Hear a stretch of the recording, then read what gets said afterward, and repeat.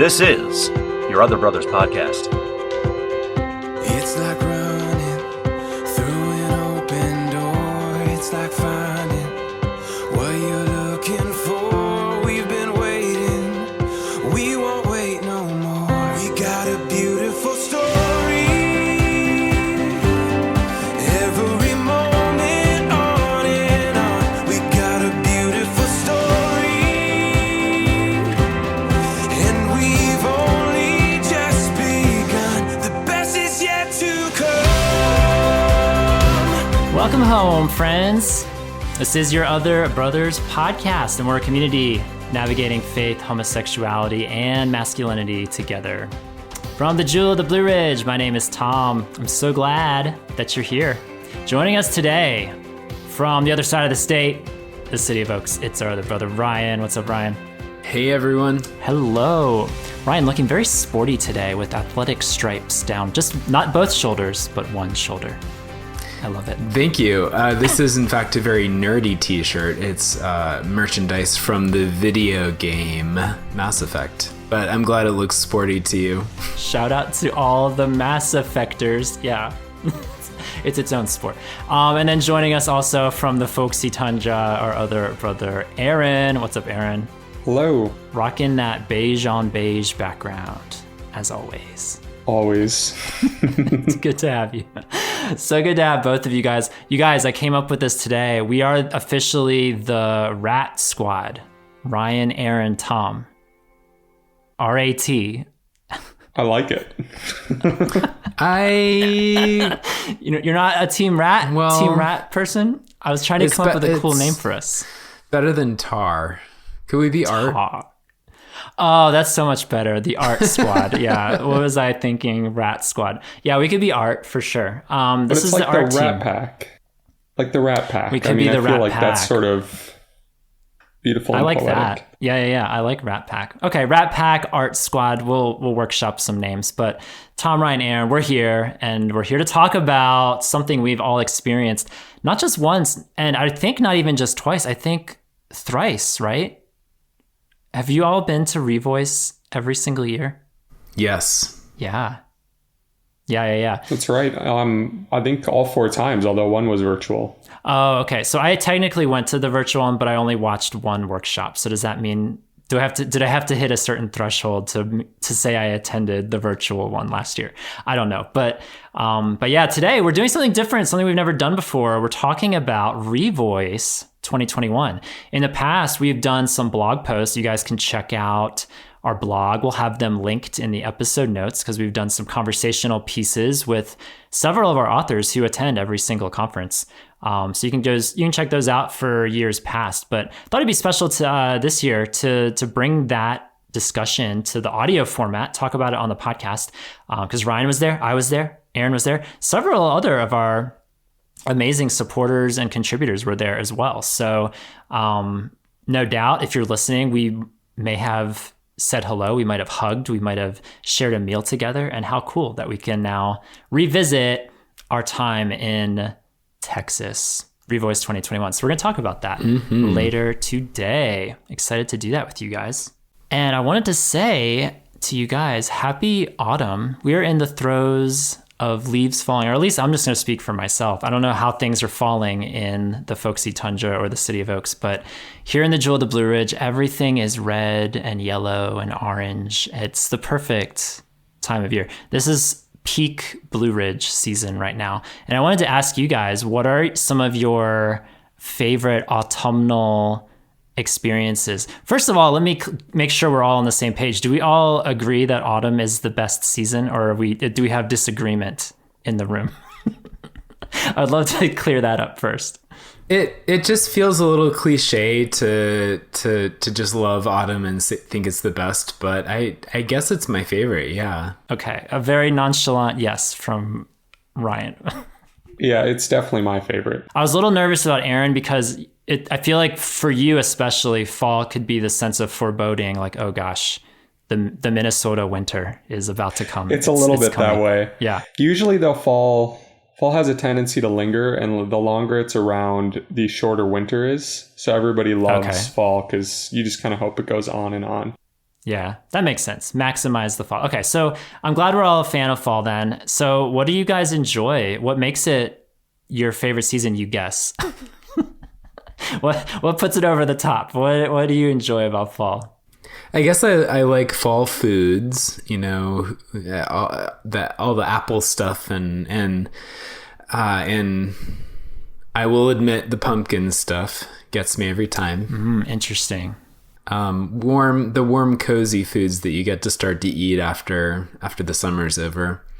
I think my favorite moment in the beginning of fall and what makes it feel like fall has officially begun, like it's now a change of season, is when I first have to turn on the heat in my house after the summer. Like the first time I turn on my heat, and there's like that kind of like the stale heater smell. I don't know what it is, but I think it's like those gears dust coming back together. Yeah, it's like dust burning off the heating elements or something. And to me, that's such a like reassuring, comforting smell of like the heat coming on for the first time in months. You know, I'm still waiting for that feeling. As some of our dear listeners might know, there's an elderly woman who lives in my building, and she controls everything. So she controls when the heat comes on. And as of now, as of October 25th, 2021, the heat has yet to come on this cold season. So I'm making do with my space heater in my bedroom and just trying to have layers the rest of my apartment. But I look forward to the day, hopefully soon, when I also smell that stale heated smell that you described, because that is a lovely smell. Yeah. That's a little surprising. I feel like old people usually are pretty cold. I know. She's also very frugal, though. Very thrifty, yeah. Yeah, that's true. Is it thrifty or frugal? One of those. Well, yeah. both. A little bit of both. Yeah, she's putting King Leonidas of Sparta to shame here. Like she is gritting her teeth and making it through some cold temperatures, right, in Asheville? Yeah, it's like it keeps going back and forth, so I kind of understand. Like it's 70 plus today, but it was in the 50s. It was getting down there, and so I don't know. We'll see. Maybe by the next podcast recording, we're officially crossed over into heated building territory. As of now, not so much. I don't want to get too dark, but are you sure she's like still there? Yes, she is. Okay, I'm glad you care. I'm glad you have a thoughtful eye though for her, because yes, the last few days I've seen her out and about, and she's fantastic. She's a wonderful landlady. So we'll see. It'll be a magical day though when I hear the hum of the heater. I'm just looking forward to apple cider and leaves on the ground. If I can do one corn maze before the season's over, those are always fun. There's just so much to look forward to in the fall. So I hope wherever you are that you're enjoying a fall too. It was funny on our Discord, somehow the topic of fall came up, or I think it might have actually been Facebook Live this month. The topic of fall came up, and one of our dear Floridian supporters he commented something to the effect of crying in South Florida because he couldn't contribute to the discussion. There's no fall down there. So shout out to South Florida. Probably all of Florida, honestly. Like shout out to Florida, who doesn't get to experience what we do, what most of us listening get to experience on a regular basis. So Florida, we see you, we mourn with you, and we hope you survive your 70-degree autumn this year. All right, you guys, we are on a mission. We're actually on a couple missions to catch everyone up. We're on a mission to get to 150 Apple Podcast reviews. We're up to 128. I just checked this morning. So we're creeping along. We're getting closer. And it's just a reminder, if you haven't rated or reviewed our show yet on Apple Podcasts and used a fun username, alias, pseudonym that we can say on the air, that would be awesome. We would love to read your either support or your hopefully constructive criticism. We would love to read that on the air. It helps get the show into more ears. So thank you guys who have already done that. And we're on another mission as well. I mentioned this a long time ago, but I wanted to make sure people are still aware of this, that we're on a mission to hit 250 patrons on Patreon. And as of today, we're currently at 219. So reminder, if you forgot what the goal is, but there's always a goal on Patreon. What's our next goal going to be? So the goal is when we get to 250, that yours truly, Tom, is going to do some kind of a stunt once we hit 250. And I have no idea what said stunt is going to be. This is something that we workshop, and it's something I'll be taking more seriously the closer we get to 250. But I was like, what do I do? What do I do when we hit 250? Do I go into downtown Asheville and hold a sign that says free hugs and become one of those people and give people free hugs? Or do I don't know, or do I set up a booth somewhere on a corner and ask men to, like, asking men, what does a true man look like? Or what is true masculinity? How would you define it? I don't know, like some kind of stunt that maybe something that gets recorded either in a video format, an audio format. I don't know. Like, I think there's so many options. I'm going to rely on the creativity of our community to figure out what this stunt is. And then potentially if other boys in our field, like Ryan or Aaron or some of the other ones, want to partake with me, feel free, but there's no pressure, of course, whatever the stunt is. But that is an ongoing goal that we're getting closer and closer to. So if you've ever been on the fence about supporting us on Patreon, just imagine me doing something extremely uncomfortable, but hopefully fulfilling and rewarding as well. That's the hope. The options are limitless. So listeners, supporters, keep that in mind. We're still 31 patrons away, but man, 31 patrons could get here in no time. So we'll see what happens. And I guess before we dive into Revoice 2021, we have to thank our sponsor. Our sponsor for this episode, Auto-Tune, revising your voice in a way, revoicing your voice. Would you guys not agree? Oh boy. I got you. I'm picking up what you're putting down now. Okay, good. Yeah, I'm glad Matthew's not here because he would be giving me expletives right now. He would hate this. He never likes the sponsorship segment. But Auto-Tune, if editor Tom has the time and the energy to do something special with that announcement, we'll see. We'll see if Auto-Tune makes its way into this at all. I doubt it. I hope our listeners aren't getting their hopes up. You can just imagine, if Tom doesn't get around to it, you can just imagine my long auto-tuned into like Mary Had a Little Lamb or something. Yes. I will spend approximately 30 seconds Googling, can I auto-tune this audio file? And if I can find something, great, then I will auto-tune. If I cannot, then this is where we rely on the listener's imagination to do the work for us. So thank you, Auto-Tune, as we talk about Revoice. And actually, I didn't know where to sandwich this in because this is just really, it's a delicate thing. I just saw it online today. I don't know if you guys saw, but someone who has been super incorporated with Revoice and someone who podcasts with it feels weird to call it our sister podcast, our like other brother podcast, Brothers from Another Mother podcast, the Life on Side B podcast. I just saw online today, I don't know if you guys saw, but Henry, someone who's been on that show and someone who's super involved in the Revoice world, suffered a heart attack today and is in a hard place, hard condition. And gosh, like I wanted to bring that up because it's just like, we just saw him like a couple weeks ago as of this recording. And, my heart goes out to him, all the people, there's so many people listening right now, no doubt, who know him, who love him, and just wanted to let him know and let everyone know that we're thinking about Henry and we're praying for him, for his healing, and that he gets the financial help that he needs. I got to see Henry because this will bleed into our Revoice conversation. I got to see him and got to talk to him a little bit at the conference because he and I have had parallel lives in a very eerily dark way over the last couple of years. Not to compare my stuff with his stuff, but he's had his health issues. I've had mine.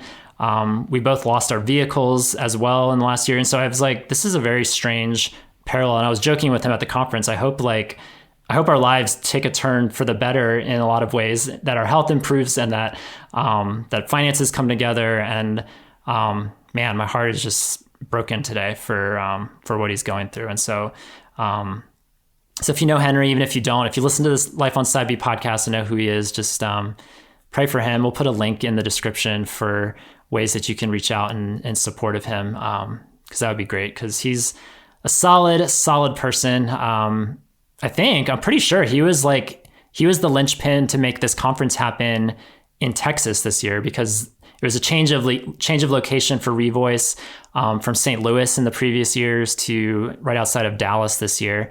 And I think Henry lives maybe 45 minutes away from where this conference happened this year. And so I know he was huge in location scouting and securing this church that we all were at for a weekend. And so, just a special guy. I love that guy. He's fantastic. And so hope he is okay. Hope he recovers, and hope everything will work out.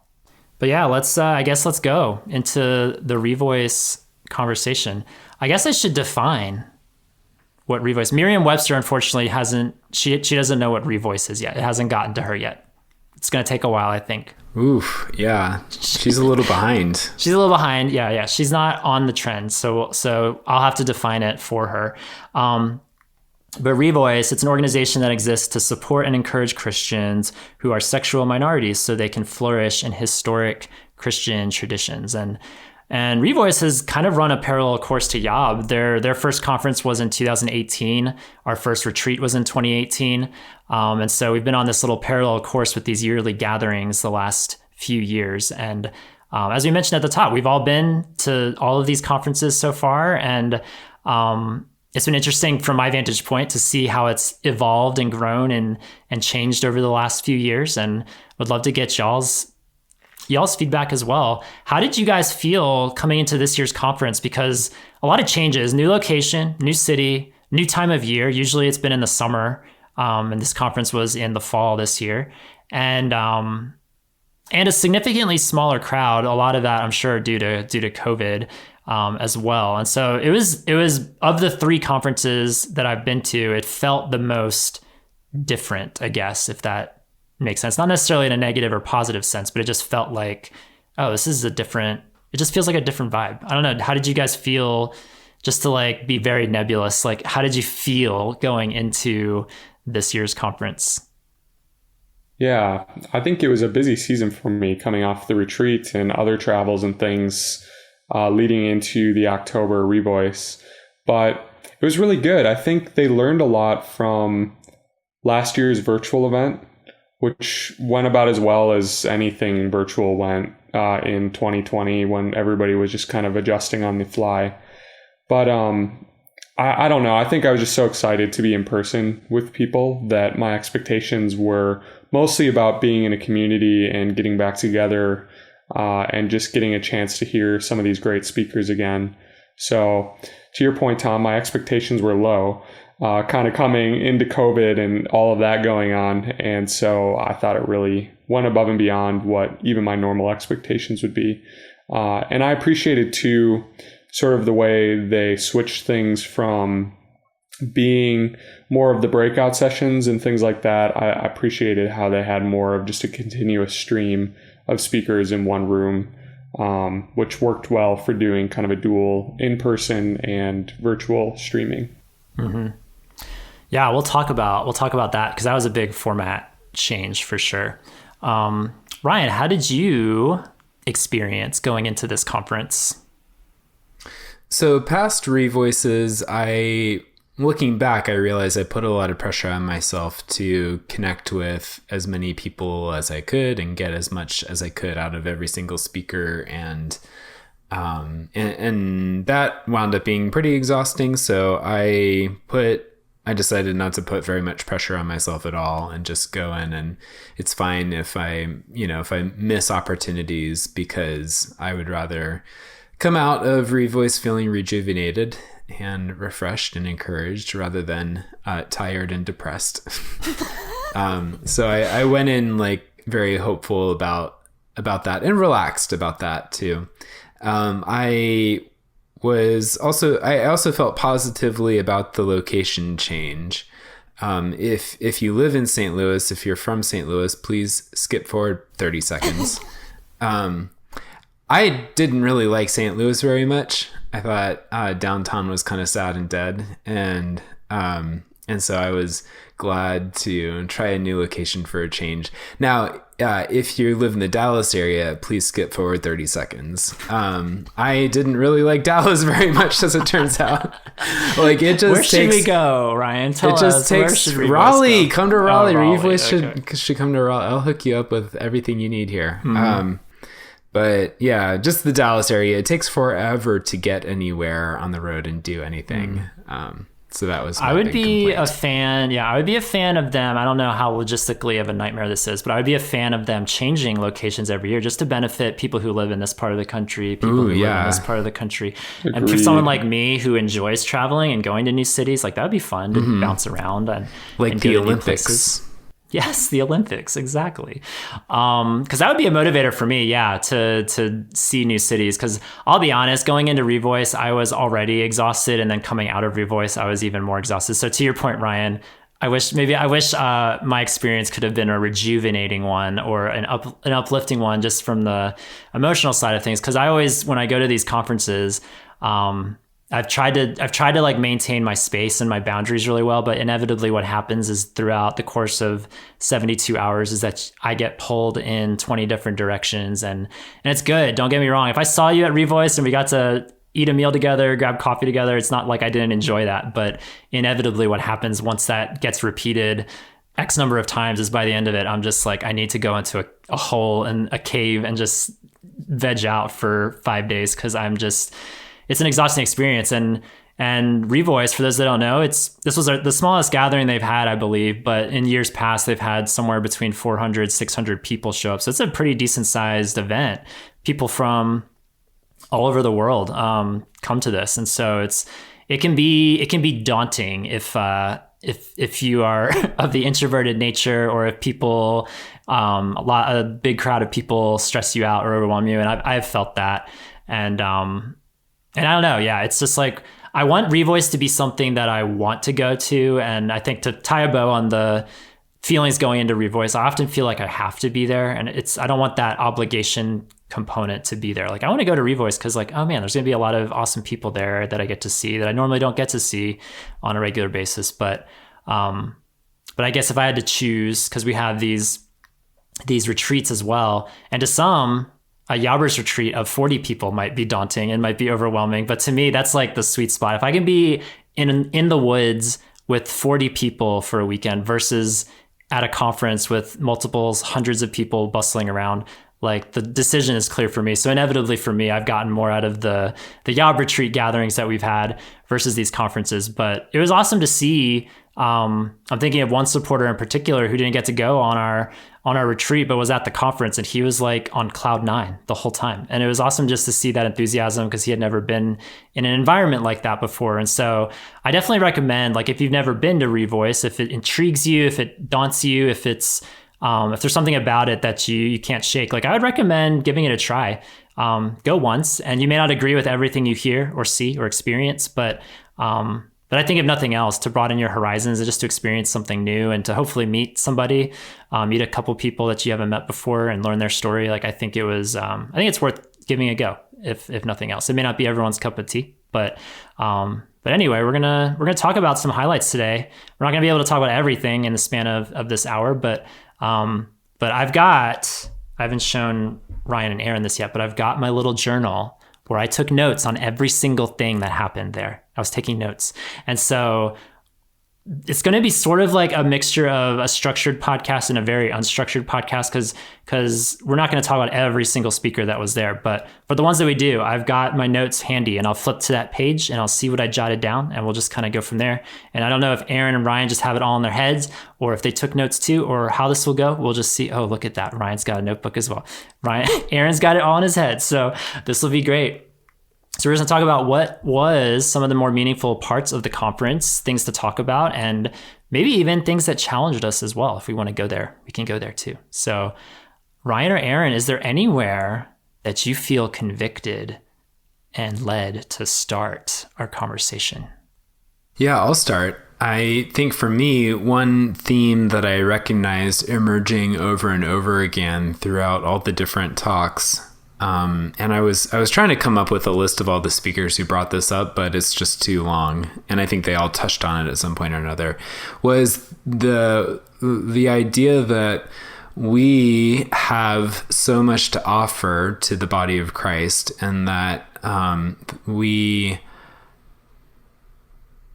think that the challenge to me was to invest all the more in my local community, my local body, the straight and married and familied people around me who I can easily feel very disconnected from and disinvested from and excluded from. But I was reminded over and over again how important my presence is in their lives, and how much I have to offer them, and how much I can minister to them, and how much my background and my story empowers me to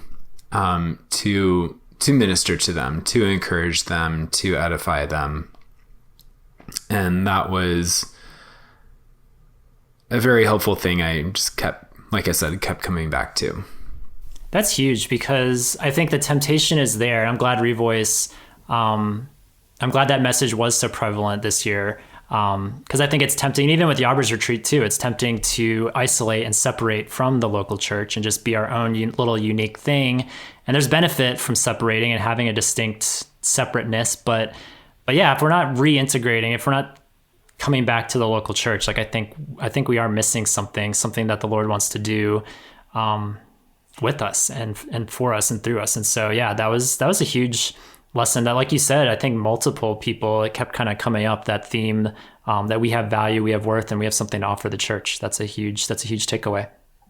Yeah, I love that too. And I think there can be, especially, well, I'm sure there still is, but especially the first Revoice, all of the conversation, good and bad, in the church and the side B world, and all sorts of different denominations about it.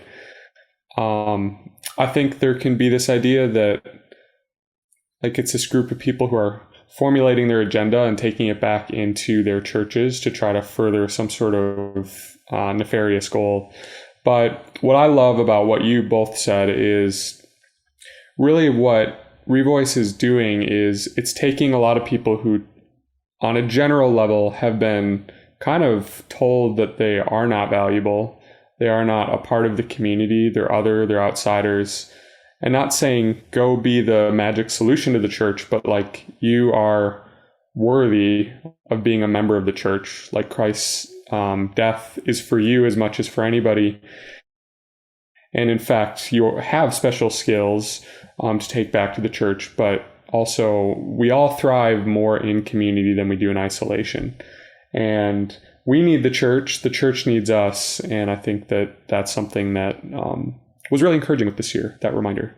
Absolutely. Yeah, something I appreciated about this year's conference is I feel like I see such, and it's such an inspiration to me, honestly, with what we're doing with YOB, is I see such an intentionality to bring as many people to the table and to the fold as possible. Going back to year one, to especially when you compare and contrast conference 1 with conference 4 now, I guess, just seeing the diversity quotient increase leaps and bounds from that first conference, whether it's with more women represented, more racial minorities represented, gender identity. We're going to talk about that for sure. I will make sure we talk about gender identity before this conversation's over. That hearing those voices represented, even something that I picked up on from the first conference, there wasn't a lot of, when it comes to language, there wasn't a lot of affirmations of using SSA or same-sex attracted in a lot of the speaking and a lot of the material. And I kind of felt like, okay, is everybody here on board? That must mean that everyone here must be on board with LGBT terminology. And I just kind of felt this tension in me that was like, well, I don't even know that I'm necessarily comfortable at that time with that terminology. And so I feel a little isolated in that respect, that people who maybe aren't as comfortable identifying with that language don't feel as welcome here. But contrast that to now, and I would hear a lot of it just being used interchangeably, LGBT and SSA. And so I thought it was important to have that representation as well. Even last year, I joked at the top that last year I only watched one workshop on the virtual Revoice. The one I watched was Greg Coles and Rachel Gilson talking about using SSA versus using gay. And it was such a great conversation. If there was one thing I could have listened to and watched last year, I'm glad it was that, because they just had such a positive conversation where Greg Coles uses gay and Rachel Gilson uses SSA language. And it wasn't a contentious thing. Like, they were laughing and joking and having they're laying it out very well, because she's married to a man and previously identified as a lesbian and just doesn't feel that's appropriate for where she is now. And Greg talked rationally and explaining why he uses gay terminology. And I just thought that was, when I heard that last year, I was like, okay, I'm on board with what Revoice is doing. I may not agree with every single thing I hear, but I'm glad that conversation is being brought to the table, and that people who identify across the spectrum, because there's a diverse group of people that come to these things, that hopefully everyone can find a little piece of home at some point, because I recognize the challenge in that too, that this is represented, I think, in the worship. Like, the worship sessions are so different throughout the whole weekend. It goes from traditional and liturgical, and then you got Evan Wickham coming in and bringing in a lot of modern worship, and it's just like, it's a beautiful, messy thing when you're trying to like reach all flavors of Christianity and all believers and all countries and all places. So, and especially with the internet component now that it's virtual and people can tune in online, like, I recognize the challenge in trying to like check all the boxes that they possibly can. But I admire them for the changes they've made and the evolution they've been on since that first conference. Any of the particular speakers jump out at you guys? I've got a list of them in front of me. Well, I think the most memorable speaker for me was Misty Irons. Misty Irons is a straight woman, I guess, an ally of the Side B community is kind of the most efficient way to describe her. But she has been blogging about Side B for at least as long as Side B has been a thing. She's got the Side B mom energy, is how I describe her to people. She's like, like, you just want to eat home-baked cookies in her kitchen and have her defend you. That would be so great.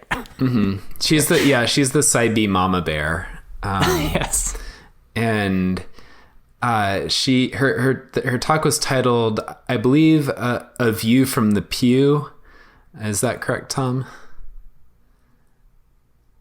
I dropped my journal just as you asked me. So 1 second, let me turn the page. I had it all ready. I was like, yes, I'm going to be prepared and say what everyone's thing was called.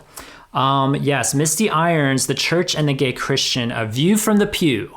A View from the Pew. I remembered the rhyming there. So, but she talked about reasons why continuing in, or reasons why it might not actually be that biblical for certain conservative Christians to insist that gay people sort of check their sexual identity at the door when they enter the church.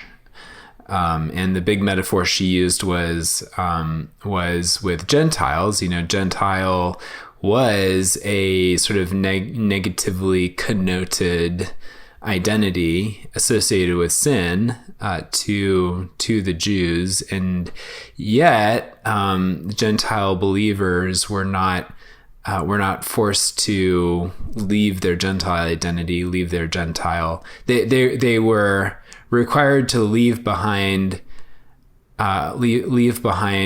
certain classes of sin, and I guess, you know, we would say all sin, but their affiliation as Gentiles was not in scope for that. And obviously she's very dynamic and can make this argument a lot better than I can.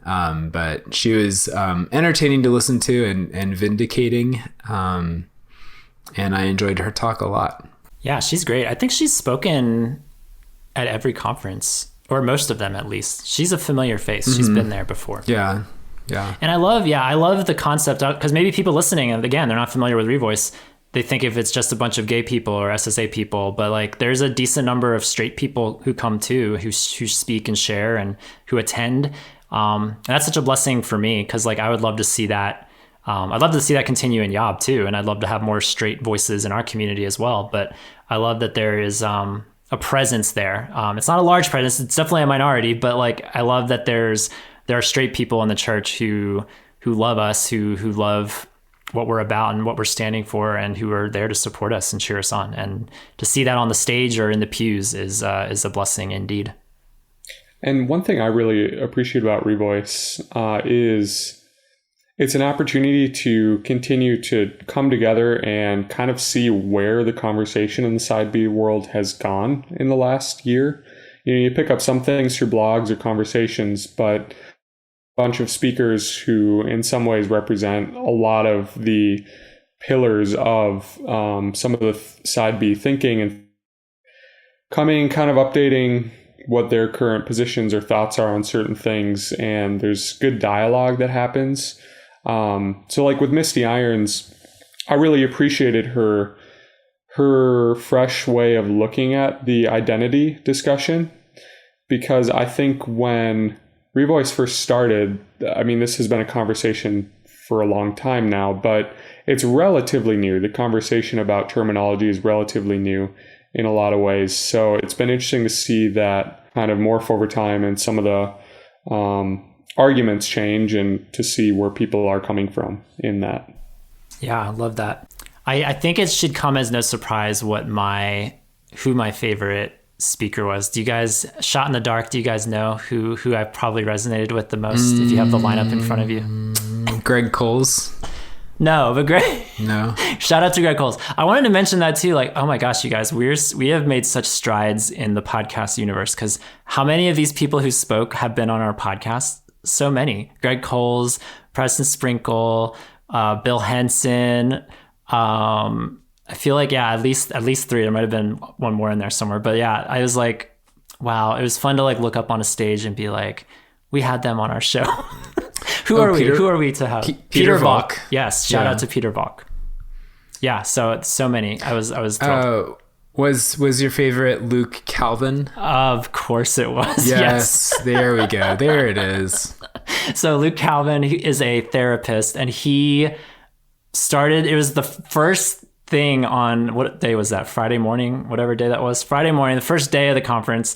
He starts us off at like 9 in the morning, 9:30 in the morning, with like the most sad, heavy, and he is a self-identified Enneagram 4. He brought that 4 energy to kick off the festivities, and I was all for it. I was like soaking it in, like wearing a sweater with a cup of London fog on a thunderous morning in my easy chair. Like, it was exactly what my soul needed. And it was funny because I got to grab lunch with him the second day, and I was like, I sat next to him and I was just like, you're the best. You made my conference.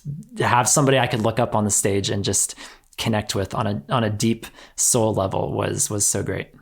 One thing I wrote down from his talk was, he said survival is one of our superpowers as gay Christians, and one mechanism of surviving is that we become leaders in our communities in order to become vital, so that we are protected. And it was, yeah, just a really interesting pattern that I think I've seen over and over again, is like, I think a lot of like gay Christians do achieve a lot, or maybe this is just an LGBT thing in general, but we can often be very high achieving because we feel this need or this pressure to prove our value and reach places where we're protected and not vulnerable. Yeah. So the name of his talk, because I forgot to introduce what he even talked about. So his talk was called Powerlessness and Progress in the Faith. And he had some really bomb quotes. Like, he put some quotes. He had a nice little PowerPoint presentation that went with it. And so I'm going to rattle off a few of the quotes that I jotted down that I thought were fantastic. Tish Warren, who I heard this person referenced multiple times about a book. So I'm very intrigued to read Tish Warren. But that quote was, "We come to know God when our efforts fail us. We come to know God when our efforts fail us."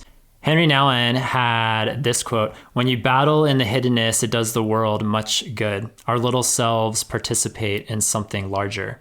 I love that because oftentimes, I don't know if you guys resonate with this at all. It feels like, why even try to do the right thing today? Why not look at this, or force myself to pray, or force myself to whatever, whatever the list is. And it feels so minuscule, and it feels like, what is even the point of participating in this faith? But think about everybody in this community, if we all do our little selves, if we all participate. I mean, the fact that we're talking at the top about, getting to 250 patrons, or you look at Revoice and to have hundreds of people from around the country, around the world attend these events, like, what an amazing thing when we all do these little things in our lives, and then we can come together and see visually the impact of our efforts, and being there for one another and encouraging one another on. Like, that was just beautiful. It was beautiful to see in practice. And if nothing else, that's what I enjoy about Revoice, is just the visual of, oh, it's more than just me. It's more than even just Yob. It's more than even just this conference. This conference is a snapshot of even bigger things around the world. And so that's just great. It's great to see in person. And then Queen Brene, sorry, Queen Miriam, there's multiple queens in the universe, but Queen Brene Brown said this: "The church isn't an epidural, but a midwife, reassuring you through the pain." And I thought that was great, because I have come into church. Ryan, you mentioned at the top about a desire to reconnect with the local church. I think I've had I'll just speak for myself. I've had the tendency to look at the church, as the epidural, like, take away my loneliness, take away my disconnect, take away my sense of minority status. And maybe it's less that and more of a reassuring presence. And maybe if I can learn to shift my perspective a little bit, that would do me some good. The midwife, the midwife tells you to push, right? Like, the midwife tells you how to bring forth the life, like, walks with you as you bring forth the life out of that pain. Yeah, absolutely. And cheers you on. Like, it's like that cloud of witnesses cheering you on. Yeah. And not only does the church cheer me on, but I cheer on the church. We cheer on the church. And I think it goes back to that notion that we have something to offer the church as well. It's not just a one-way street. And so I really loved it. And then at the end, he like, as if it wasn't enough of a performance, enough of just a very beautifully worded talk, he then ended by singing Brandi Carlile from the stage, and it took my breath away. I was like, this really just happened. He literally sang, like, not just a line, but I think a whole stanza of one of her songs. It was incredible. I was just, I was like, man, I'm going to follow this human. I'm going to keep tabs on him. Future YOBcast guest someday. I would love to have him on. He was great. And his final statement of "stay gentle, it's the most powerful thing you can do." That reminds me of, there's a song that's really popular in our community. It's on our Heart of a Brother playlist. Shout out to that thing. I always forget to remind people that we have a playlist on Spotify and YouTube.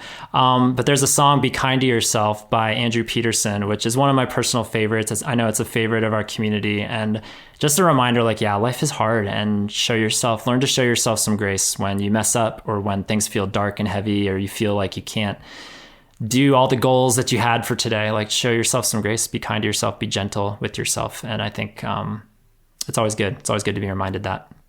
I really enjoyed Greg Cole's talk, of course. And as somebody who keeps notes in my head, my problem, if I take notes in the moment, I'm not present and I don't listen to things. So I heavily bank on it being available to record or be recorded and watch later. So but maybe, Tom, you would like to take out your little journal and just intro the title of his talk and some of the main points for our viewers. Is such a Greg Cole's title, if you just know his vocabulary and how he speaks and his lexicon.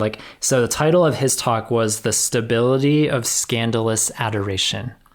And he was talking about something that I didn't even know. Are you guys even aware of this from scripture? Like, the fact that there's a woman in scripture in the Gospels who washes Jesus's feet with her hair, but it's mentioned multiple times. And one of the times it's like by name, Mary, right? there's a Mary, but then there's other times where it's not mentioned by name in a different city. And so then you start to think like, wait, is it multiple different women wiping Jesus's feet or what exactly? So that was like the premise of what he was talking about, all these like, and like the absolute like unabashed adoration that these women had to worship Jesus despite the whether they're of like illicit reputation or whatever their background is, the fact that they worship Jesus and give him everything despite the feedback in the room. And so that was kind of what he was talking about. But yeah, Aaron, what was particularly meaningful about that for you? I think coming into Revoice the first year, I was a little bit nervous because I had a few friends who, I don't know exactly what they would identify as side Y or side X or something, but had a lot of concerning things to say about an organization like Revoice, like a lot of people did at that time. And so I kind of came in not off-put at all. I was very excited, but I was paying attention. I was very curious to hear what was actually going to be said from the stage and how are these people living, how are they acting, and what are they encouraging me to do, not just this weekend, but when I go home into my church.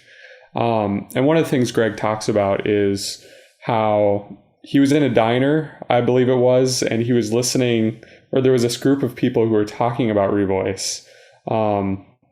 And they had, the typical criticisms of the language and identifying, and it's got this kind of secular progressive agenda and the typical stuff. And then he said, a guy at the end kind of came back and said, yeah, but they really love Jesus. Like, it seems like these people really love Jesus. And that's so encouraging to me. And I think that's kind of when I came in with some reservations the first year and in years to follow, what I was able to walk away with was like, this is a group of people who love Jesus and are encouraging me to love Jesus. And the topics that get covered, sometimes I agree with what's said, sometimes I don't. But it made me think about this passage in Luke where John the Baptist, he's imprisoned, and he has some disciples who he sends to Jesus. And so it's Luke chapter 7, verse basically 20 through 22. And it says, and when the men had come to him being Jesus, they said, John the Baptist has sent us to you, saying, are you the one who is to come, or shall we look for another? And in that hour he healed many people of diseases and plagues and evil spirits, and on many who were blind he bestowed sight. And Jesus answered them, go and tell John what you have seen and heard. The blind receive their sight, the lame walk, lepers are cleansed, the deaf hear, the dead are raised up, the poor have good news preached to them. And I thought about that, and when people would kind of come to me after the conference and talk about, yeah, but have you read like the white papers, what people are really after, like what the real goals are behind Revoice and some of these things? And I went, well, I went there and the gospel was preached. People were encouraged to sacrifice everything for Jesus, whether that was their sexuality or something else. People who felt worthless were encouraged to find their worth in Christ and to bear one another's burdens and to go back and humbly be in a community of believers who don't always value Christians, whether they identify as SSA or gay or whatever it may be. It can be very hard to be a sexual minority in the church. And so that was kind of my feeling, is it's not, Jesus doesn't come outright and say, yes, I'm the Messiah. He says, why don't you take back the fruit that you see me doing and let John know that, and that will speak for itself. And it's kind of like Paul saying in Philippians, there's those who preach the gospel with good intentions. There's those who preach it from, pretense and for their own power. But in any event, I rejoice because the gospel is being preached.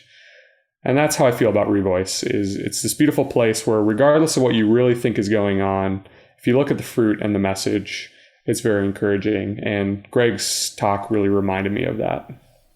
Yeah, that's so good. And I love that Greg, he's so self-deprecating too. He's just got such a just shout out to Greg Coles, because I just like look at him and he just brings a smile to my face, and it's just beautiful just to hear him talk about Jesus and how that spurs something in his heart. Like, it was such an encouragement to just listen to him again, because I've heard him speak a few times now across all these conferences and a podcast, and I love, like, he took that same energy of those people in a diner that you mentioned, Aaron, and he told a story about how there's this like super cheesy CCM Christian song that came on the radio or something, and he didn't name it by name or anything. I was trying to make a theory in my head, like, I wonder who he's talking about, this band, is he talking about this song? I was trying to like guess what he was referring to, but he felt a voice just kind of saying him, I dare you to be edified by this song. And sure enough, he was like, he said something like to the effect of, gosh darn it, I was edified by this song.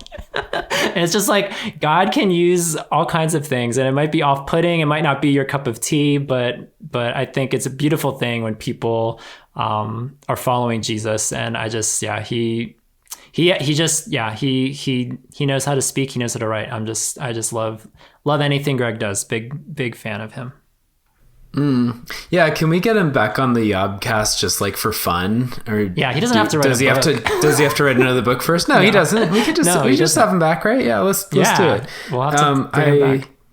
Yeah, I loved in his talk, it was such a good reminder. He said that he has found himself like getting so preoccupied with proving that he loves Jesus that he forgets to actually love Jesus. And I think that's like such a good reminder for me as well. In the moments I get defensive or just really concerned with all of the controversies around my life. And sort of in that same vein, one of the points he made about this woman or women encountering Jesus and washing his feet was, she had some people criticizing her from one side, saying, you're not worthy of this. You're not worthy to be in the same room as Jesus. You're not worthy to wash his feet. You're not worthy to touch him. You're not worthy to worship him. And then she has people from the other side saying that gift is too costly. Like that perfume is too expensive. That's a stupid thing you're doing. That's a waste of resources. That's a waste of your life. And we can actually see ourselves in her position very easily. We have people on one side saying, you're not worthy of calling yourself a part of the body. You're not worthy of worshiping as in the place you're at. And then we have criticism from the other side saying what you're committing to, this celibacy or this this chastity or whatever, what you're giving up is too much. That's stupid. You're wasting your life. But this woman, like, she doesn't care. Like, she's at the feet of her Savior. She's at the feet of Jesus, washing his feet. And she is so, she's so intent on Jesus in that moment that, like, it doesn't matter to her what these other folks are saying, because she's busy, like, loving Jesus. And I loved that pointer to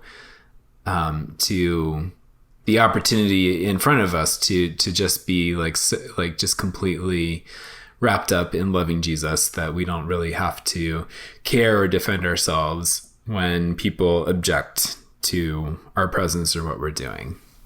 Yeah, that was a great takeaway, because I've had to make the decision in recent years on social media. Like, do I use social media? Some people are extremely gifted and skilled with arguments and putting their case out, and it's like not distracting or demoralizing for them to do that. But I realized years ago, like, if I'm using Twitter to constantly defend my faith and following Jesus despite being attracted to the same sex, or using this label or using that one, like, I just can't do it. I don't have the stamina. I don't have the energy. And it was like reassuring to be like, okay, I don't have to. The pressure's not on me. Hopefully my faith speaks for itself without having to use words. And if the situation's right for me to use words to explain my faith, like, sure, stepping into that with confidence and relying on the Holy Spirit, but realizing that doesn't have to constantly be on me. I don't have to constantly defend the LGBT or the SSA or the whatever experience that I'm living. And just love Jesus. Like, what a difference that mental switch can be from a spiritual standpoint. How did you guys feel we're running out of time, and so I want to make sure we talk about a panel discussion. But I also wanted to bring up Peter Vok because his talk spoke to me a little bit, or jumped out at me as unique, maybe a little more unique from the rest, because he brought the 8 energy at the beginning when he said he like opened up his own talk in prayer and wanted to make sure that he said the right words or that they were heard right or something to that nature. And essentially he was talking about like it was kind of this place of fire for him of he doesn't want to see people who are called to celibacy or think they're called to celibacy kind of turn in on themselves and become bitter and angry and see kind of this what can be a beautiful vocation kind of corrupt somebody. And he made a parallel to the incel movement, which if people don't know, does someone want to explain what the incel movement is? I feel like Ryan. Sure, Tom. Can I toss that to you? I am the most talk about incels. Yeah. I was like, I don't want to talk about incels, but I think Ryan can do a good job talking about incels. I'm the most chronically problematically online person of the three of us, so I'll explain incels. Incel is short for involuntary celibate, and it is a little subculture of the internet where men, I'm guessing it's like almost all men, they feel that they have been victimized and forced into celibacy, and to them celibacy just means a lack of sex, because they're not sort of the alpha male, the alpha male stereotype archetype that they think society has convinced women that is the only kind of man to have sex with. And so they feel deprived by society and have grown embittered against society and very much against women because they don't see how well and so they feel that without sex, they feel that being deprived of sex, they are deprived of a basic human need, which is a fallacy, I would say. But they also don't see how their the bitterness and the bitterness they've cultivated and the anger they've cultivated actually drives women away from them more and causes them to have an even harder time finding sex. So that is incel subculture. Thank you. Yeah, I was like sort of familiar with it. I knew about it, but he brought the energy and the passion in his conversation, and essentially it goes back to like how we can't have a vocation of no.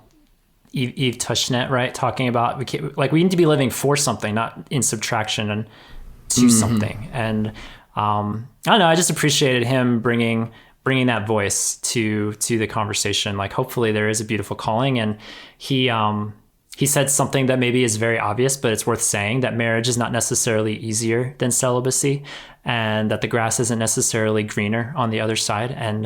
And it was good to hear that, because it's good to break down that myth that marriage is this amazing, beautiful thing. I'm sure for lots of people it is, but I've heard some hard stories actually recently about people in marriages, and it's not maybe everything you would think it would be cracked up to be. And so I think it's good to just get reality checks sometimes, that just because you're married or just because you're in the majority doesn't mean that your life is amazing and easy, or even fruitful. So I don't know. I hope that that conversation was an encouragement to someone who either explicitly feels the call to celibacy, the vocation to that, or if they just feel like it's their lot in life and this is just how it's going to be, that hopefully there's something positive in that as well, that God wants to do and use through our celibacy and singleness. Something to close, I guess, our conversation, something I appreciated that this Revoice did compared to previous conferences was that there were several panel discussions, which is just a nice way to break up the weekend. So it's not just listening to one person at a pulpit after another. We haven't talked about the organizational flow of it. Like I think Aaron, you might've mentioned you liked how it was all in one room. I think I liked it too, but I would have liked maybe less of it because it was just so by the third day, I mean, there was one speaker after another, and they skipped a few breaks by the end because people were going over it. It just felt a little, trying to catch up. It was a little too much to process. Yeah. But I did like that you didn't have to choose, because in previous years you had to choose, okay, do I go to this one or do I go to these other two that are meeting at the same time? And so it was kind of nice, I guess, that everyone got the same experience this year. You didn't have to choose which one to go to or not. But nonetheless, I really enjoyed. They had a women's panel. They had a racial minorities panel. The one I kind of wanted to hone in on, you guys can feel free to bring up the other ones if you want, but the gendered identity panel was far and away for me, my personal highlight of the weekend. And we did a quick poll on our Discord with our Yobbers, and we had a Zoom call recently. And I asked them, for those that went to the conference, what was your personal highlight? And it seems across the board that this was pretty much the most well-received, the most encouraging part of the conference was this gender identities panel, which they had never, it's kind of crazy. They had never addressed gender identity at a Revoice conference before this. And to have not just one, not just two, but they had like 5 or 6 people represented, such a cross-section of stories. Bill Henson, friend of the show, he moderated this panel, and he's so good at what he does, because this is what he does for a living. He does panels and leads workshops and does this all over the country. And he just was great to kind of get these. You can only talk about so much in an hour, but I thought he did a good job of going to each person, getting different stories and cross sections of these people's lives. And they got a standing ovation, as they well deserved at the end, because it just struck me, as hard as my life is, not to compare and contrast the human struggle, right? But it just struck me, just the practicality of it was like, this is a minority of a minority in the room, and they're being so bold to share their experience, not just with sexual orientation, but then gender identity on top of that. And they're just being, I don't know, it was just illuminating. It was sobering, but it was ultimately encouraging just to see them rallying with each other, and to have the room support them too. I mean, there might be some quotes or things I pull out here in a second, but did you guys have anything else, any other takeaways from the gender minorities panel? Yeah, I really appreciated the diversity of backgrounds and views in that. And I mean, I was just reminded of how diverse the trans experience is. How it is tempting to treat a group I'm not really a part of as sort of this monolith, but that's really not how it is. I mean, there was they had someone who had detransitioned. They had someone who they had a couple people who are sort of non-binary. They had someone who experiences autogynephilia, and so there are just lots of stories you can have about yourself. Lots of backgrounds is what I'm trying to say. Within that umbrella. And I forget if Preston Sprinkle said this. Oh my gosh, Preston Sprinkle. Did I mention him as a speaker that was on our show as well? Right. Add another one to the YOBcast lineup. Mm-hmm. I forget if he mentioned it in his book or on the podcast or where but I've heard this phrase over and over again with the gender identity discussion. It's that if you've met one trans person, you've met one trans person. Like to your point, mm-hmm. Ryan, like you meet one trans person and their experience could be completely different from the trans person literally sitting in the chair next to them. And it was so great to hear, from male and female, younger, older, transition, detransition, like there was a wide spectrum on display. And it was just very, again, that's still one area. I tend to go to Revoice and think, this is very prideful of me, to think that I know it all or that I've heard it all, because I've been in this world for over a decade now of just all these conversations and workshops and speakers and things. But that to me was such an enriching conversation, because it really did shine a light on a lot of stuff that I don't know and stuff that I've heard a little bit about and things that I'm maybe starting to become more knowledgeable about. But but that was huge to hear. I think one thing we love about Side B is that it feels like this third option, this third way that we can feel very confident about, that we can sort of own this position. And so I think a lot of Side B people hesitate to wade into gender identity issues or trans issues because we aren't sure what I guess maybe I'm just projecting my own like kind of lackluster train of thought onto Revoice, but it does seem like there's kind of this waiting to see what the third option is, like that we can all be very confident about and kind of own as a community. But I'm not sure that we're seeing that yet. And yet we can't let that stop us from listening to our trans siblings' stories and learning from them how they live out their faith and how vibrant and powerful their faith and their love for Jesus is. And so that's, I think, the big thing I appreciated from the panel was that, nobody came up and had any answers for what does it mean, practically speaking, for a trans person to follow Jesus and be faithful to Jesus. Like they had answers for themselves, right? But they didn't have any any grand unified theory of being a trans disciple of Christ. But it was so beautiful and powerful, the ways they're living out their faith in their lives. Yeah, and I think a lot of what I want from the church is just a platform to be able to share my story and for people to listen and receive that story. And so it just makes sense that we'd be doing that for our other gender minorities and other sexual minorities. I feel like Revoice is very centered or mostly represented by the L and the G, the lesbian and gay. And once you get into the BT plus, it's not quite so clear where those people fit in or where those voices are in the community.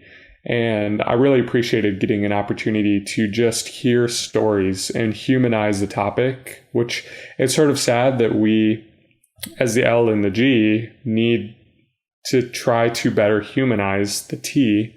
But I think that's true. I mean, I think there's this sort of assumption that all those jumble alphabet letters merge together into one string, and therefore we're all experts in all of those letters. And that's just not the case. So it's really cool to get to have that.